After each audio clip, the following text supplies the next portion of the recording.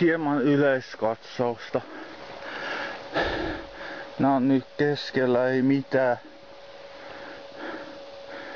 Siinä on tossa miehen mittaista kasvustoa. Tässä ei ikinä tiedä milloinkaan, tuo äsken kaatusi persille, niin no, ei käynyt onneksi kuinka. No, tässä on joku puotus tässä. Täytyy ottaa tukea. Jaha, hyvä, että huomasin tuon.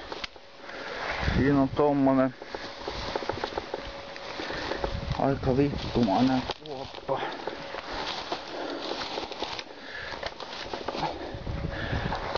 Jos se löytyis täältä nyt se.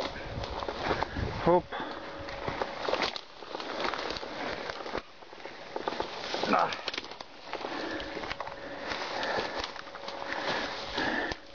Mutta minä tulin siis katsomaan.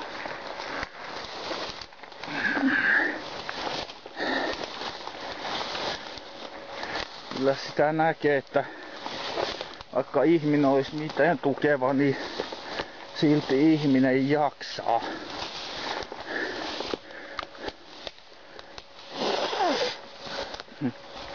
Mahtaako herrat itse olla kokenut suunnistuksessa ulkoilun riemuja?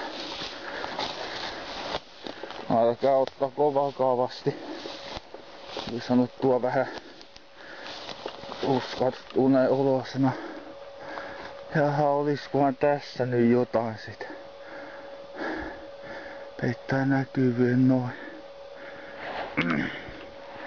Parmapaskiaan. Joo.